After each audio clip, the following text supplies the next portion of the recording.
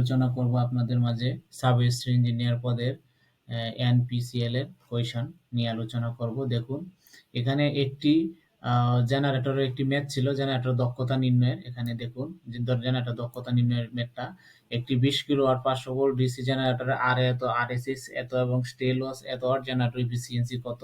দেখুন এখানে আমরা আর IA নির্ণয় প্রথমে করেছি, IL প্লাস ISS এটা সূত্রের মাধ্যমে বের করেছি। ইজি সমান BT প্লাস IRA এখান থেকে বের করেছি। পি ইনপুট হয়েছে ইজি IA প্লাস হচ্ছে স্টে লস দিয়ে আমরা ইনপুট বেরোছি। দক্ষতা সমান আমরা জানি আউটপুট বাই ইনপুট। এখানে মান আমরা বসিয়ে দিচ্ছি, ইনপুটের আউটপুটেরটা তো 20 আমরা দেওয়া আছে, সেটা 87.39% বের হয়েছে। দেখুন একটি 2 নাম্বার ছিল, একটি সিস্টেমের 3টি স্ট্রিং এ ঝুলন্ত আছে। প্রতিটা ইউনিটে নিরাপদ কার্যকরী ভোল্টেজ 10 কেভি এবং প্রতিটা ইউনিটের স্টেপ ক্যাপাসিটেন্স ও শান্ট ক্যাপাসিটেন্স অনুপাত এত এবং নিরাপদ কার্যকরী ভোল্টেজ কত হবে এবং স্ট্রিং এফিসিয়েন্সি। এটা আমরা জাস্ট এখানে সূত্র ইউজ করছি। দেখুন সূত্রটা হচ্ছে আপনি V3 সূত্র V1 plus 1 plus 3K plus K square সূত্র ইউজ করলাম।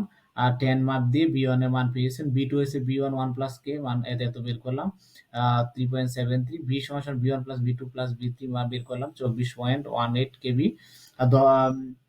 দক্ষতা সমান আমরা কি জানি, স্ট্রিং এর যে লাইনের ভোল্টেজটা, যেটা স্ট্রিং আছে ওটা ইনটু আর যে ভোল্টেজটা, যে কাচের যে ভোল্টেজটা অর্থাৎ 3 নম্বরে V3 যে ভোল্টেজটা দেওয়া আছে এখানে, এটা বসিয়ে দিলাম।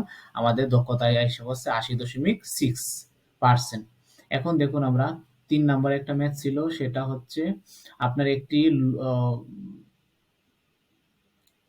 50 ওয়াট 250 ভোল্টের 50 হার্টজের এসি সোর্সকে একটি লোডের সাথে এত লেগিং পাওয়ার ফ্যাক্টর এত কিলোওয়াট প্রদান করে। এটি ক্যাপাসিটর ব্যাংকের মাধ্যমে লোডের পাওয়ার ফ্যাক্টর 0.8 থেকে 0.9 এ উন্নতি করতে হবে। এই ক্যাপাসিটর ব্যাংকের সূত্রটা আমরা শুধু ইউজ করছি, এখানে আর কিছু না। P × 10⁻⁻⁻ 10⁻², ও RMS স্কয়ার। এখানে আমরা দেখুন এই অ্যাঙ্গেল গুলো বের করে নিছি, জাস্ট মানগুলো অ্যাপ্লাই করছি, 8.589 মাইক্রোফ্যারাড বের হয়ে গেছে। এখানে দেখুন একটা আমাদের এখানে পার ইউনিটের ম্যাথ আসছিল, পার ইউনিটের মান ডাটাগুলো এখানে দেখুন দেওয়া আছে। 5 MVA, তারপর 33/11 কেভি ট্রান্সফরমার, পার্সেন্টেজ ইম্পিডেন্স। আমরা জাস্ট এখানে সূত্রটা, এই ফর্মুলাটা সবাই মনে রাখলে এই অঙ্কটা ইজি। দেখুন Z per root old R B base by base new square দেওয়ার পরে S B is base by new old. এখানে মানগুলো আমি অ্যাপ্লাই করছি, পেয়ে গেছি।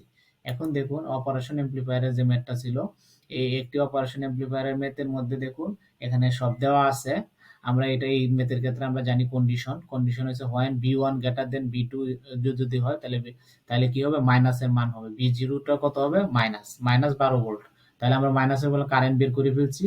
আর when B2 greater than B1 যদি বড় হয় তাহলে B0 = 12 ভোল্ট। এখানে 10 এর মধ্যে দিয়ে 12/10 দিলে 1.2 মিলি অ্যাম্পিয়ার।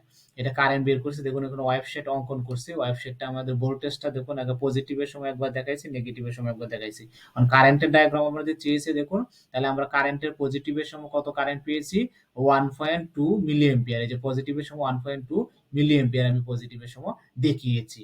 নেগেটিভের সময় কত পেয়েছি আমরা, 1.2 মিলি অ্যাম্পিয়ার। যে এটা নেগেটিভ দেখিয়েছি। আপনারা ডায়াগ্রামটা এইভাবে আশা করে দিতে পারেন। আশা করি যদি আমার টিউটোরিয়াল ভালো লাগে সবাই আমার চ্যানেলটাকে সাবস্ক্রাইব করবেন, বেশি বেশি শেয়ার করবেন। ভালো থাকবেন। আসসালামু আলাইকুম।